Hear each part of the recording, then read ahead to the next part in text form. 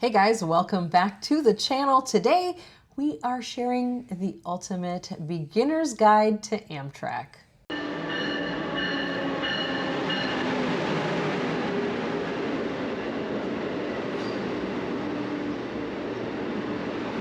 All right, guys, we clearly have learned quite a lot from all of our Amtrak rides over the years, and we want to share with you our very top essential things that you need to know before you ride Amtrak for the very first time. And there's so many people now starting to ride Amtrak for the first time. We have lots of friends who are riding for the very first time, and they're like, okay, tell me what I need to know. What about this? What about this? And so we kind of put a list together of the things that everybody's asking us and that we think are the most important to share with you guys. Yeah, the first one we're going to talk about is actually getting to the train station. Very important. This is not an airport. This is a train station, so it will be different. There is no security that you have to go through, so you don't need to show up 3 hours before your train. In fact, in some cities, the station won't even be open until a little bit before that. So if you show up with about an hour to go before your train, you'll be in really good shape. If you're checking bags, you can do that. You don't need to get there several hours ahead of time. So just factor that into your time preference. If you're not checking any bags at all, just hopping on the train for a short ride, you don't even need to be there an hour ahead. You could cut that down a little bit as well. Yeah, you can also take that time to pick up any last minute snacks or food or anything like that that you want to bring on the train with you. But there's really not a ton to do outside of one of the big stations like New York City or Chicago, where the station's actually really beautiful and you want to kind of go walk around for a few minutes and take pictures. Outside of that, most stations are not super exciting or not even really that big. So, you know, like one like Seattle, it's a beautiful station, but you can see it by standing in just one spot. You can enjoy the entire station. So you don't need to get there. If you get there more than an hour early, you're going to be really bored. Now, as far as checking your bags when you get to the station, you do have to keep a couple things in mind. If you are on a Superliner train, we do not normally check our bags on a Superliner train because there are plenty of places on the train to store your bag. And then when you get to your destination, you won't have to wait for that bag to be brought off the train and brought to you in the station. Also, you will have access to that bag throughout the ride. So if you're on a 3-day trip and you want to keep some of your stuff in that bag, you could get stuff out. It's not the easiest thing to get stuff out of that bag, but it can be done. It's not like you're going to put it on. Now, if you check your bag, you will not have access to it at all. You won't see it till you get there. On a Viewliner train, which are the ones that run on the East Coast, there is no place to put your bag. So you will want to check your bag on all Viewliner trains. But on a Superliner, we usually just keep it with us and put it on the little shelf in the bottom level of the sleeper car. Yeah, and this applies to both coach and sleeper cars. They do have luggage racks on the Superliners, but on the Viewliners, it's going to be a little bit more challenging, especially if you're in the sleeper cars. You don't want to have a big giant bag in your room with you because you will have zero space to move. You might not even be able to put your bed out if you have your big suitcases in there. So make sure that you keep track of that. Also know that it's a 50-pound limit, and they are very firm on that because it is the actual station staff that has to move those bags physically. So there is a limitation in order to protect the staff that is managing the bags. So if it is over 50 pounds, they will make you take things out. That did happen to us one time, a long, long time ago. We went over by, I think, like 2 pounds, and they literally made us open the bag and take 2 pounds out, which was not a huge deal. It ended up being just like my hair dryer or something like that. A couple things like that that I could take out, but really, they are very firm on that. You can bring also carry-on with you and all that kind of good stuff. So there is plenty of space. It's not like, you know, flying where you're going to be very limited or you have to pay a lot of extra money to bring extra bags. If you're going to be riding in coach, when you get to the station, just go find a seat in the waiting area and wait for the boarding call. But if you're in a sleeper car and the station has a lounge, like in New York, Chicago, LA, places like that, you can go directly to the lounge and show them your ticket. They will let you in the lounge And then from the lounge, they will bring you to the train when it is time to board, which is a nice perk of being in the lounge. Yeah, that is really nice. Usually they actually board the sleeper car passengers before the coach passengers, but not at every station. But at those big ones, usually they board the sleeper cars first. So just constantly be listening for those announcements, because there are, especially at the big stations, there's so many trains coming and going. Like if you're in Chicago or New York, there's so many trains coming and going that you could very easily miss it. So pay close attention if it's running a few minutes late, or when it's time to board, you want to make sure that you get on there, especially if you're in coach, because they don't really do seat assignments ahead of time anymore. So make sure that you get there early enough to be able to grab a good seat. Yeah, now in coach, they will put a little ticker paper over your seat showing what station you are getting off at. That way, if you fall asleep, they can come around and wake you up if they know when you're getting off. If you move seats or you end up going somewhere, take that with you if you're moving seats. If you're just going to the lounge car, you don't need to take it with you if you're going back to that seat. But make sure you always have that above you while you're sleeping so they know when you are supposed to get off. The next one is, I alluded to it earlier when I said you could get some food at the station if you got there early enough, is that you can bring your own food on the train, whether you're in coach or in the sleeper cars. It doesn't matter. Now, your food is included in your fare. If you're in the sleeper cars, you get breakfast, lunch, dinner, whichever meals you're on the train for. Those are the meals that you're going to get, and you can always clarify that with your attendant. They have certain times, and the attendant will go over it with you, what times you will be eating.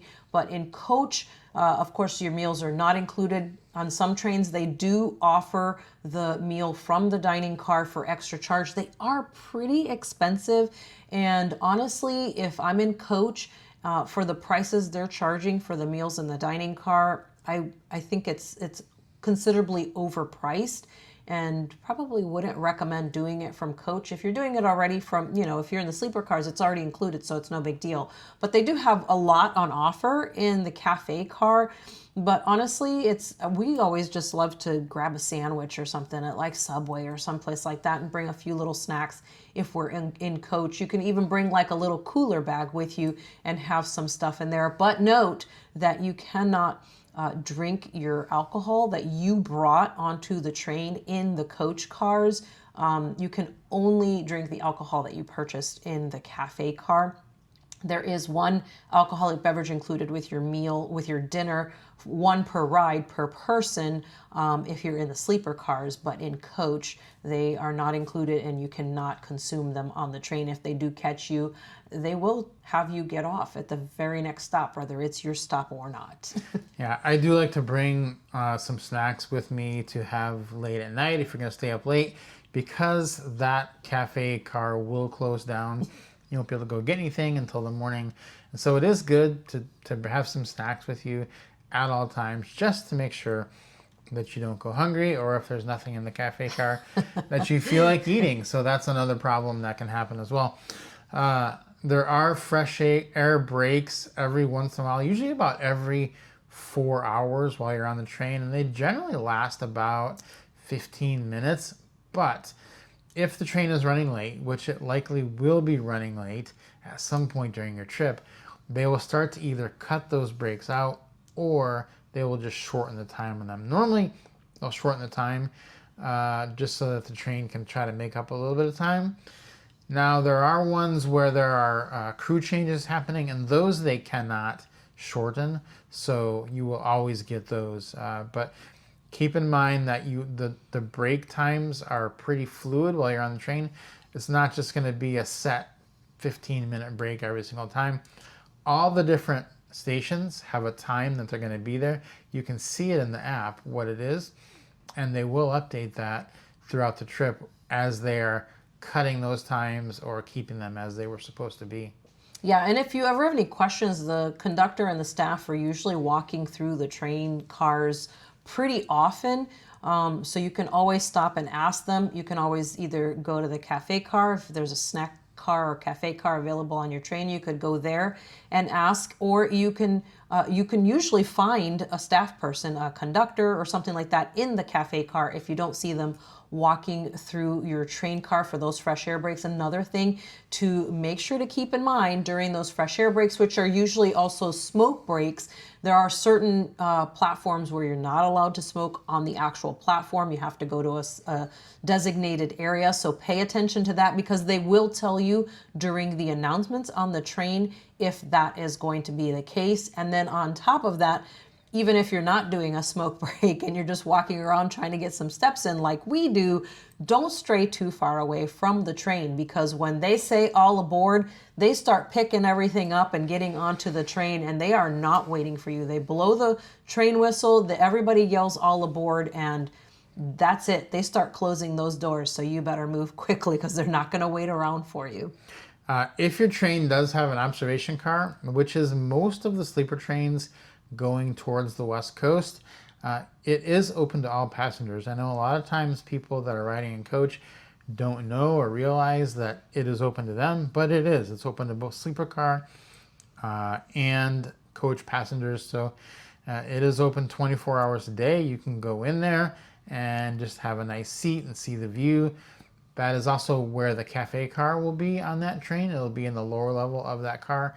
So there are tables in there where you can also eat, which is a really cool thing. You cannot sleep in that car, though. They will not let you sleep in there, even though it is open 24 hours. If you're in there at night, you need to be awake and doing something or just looking out the windows.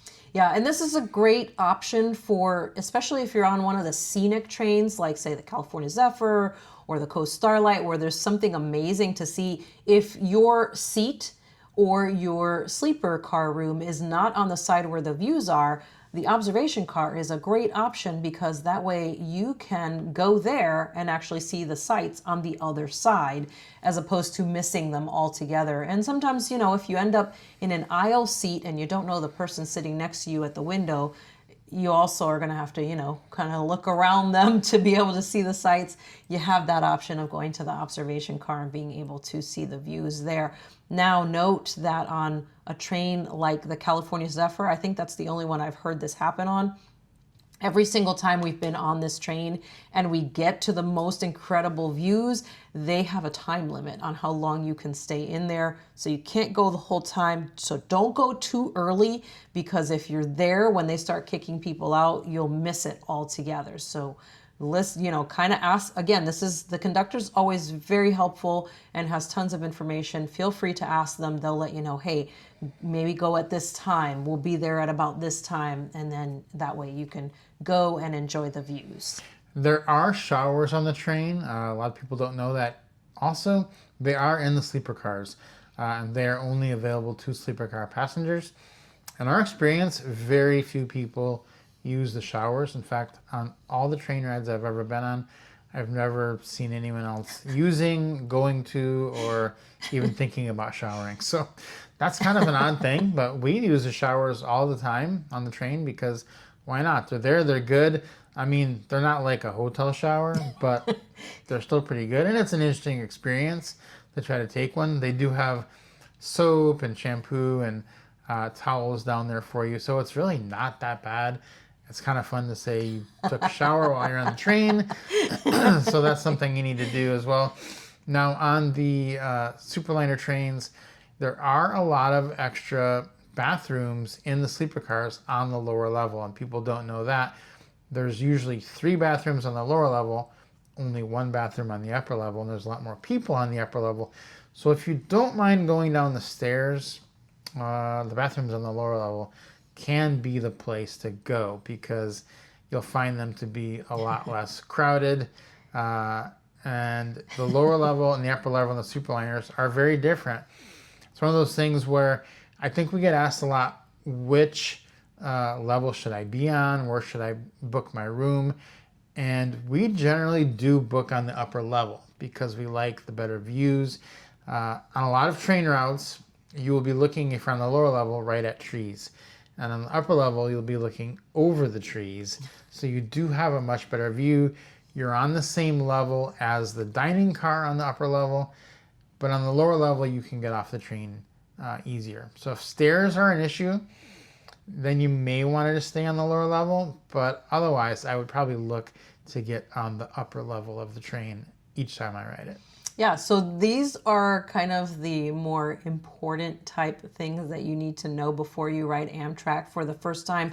But we have tons more information, and we'll probably answer any questions that you would leave down in the comment section on our website, groundedlifetravel.com. Tons of information about each of the routes, even hotel suggestions. We have which side of the train you should sit on, even more information on showering on the train and all those different types of things, eating on the train. Every single thing you need to know on top of these things is on the website. If you don't find it on there, and I will be shocked if you don't, leave a comment down below and let us know what questions you have about riding Amtrak for the first time. Guys, hopefully this was very helpful to you. And if you haven't subscribed to the channel, please do so. And we'll see you guys on the rails.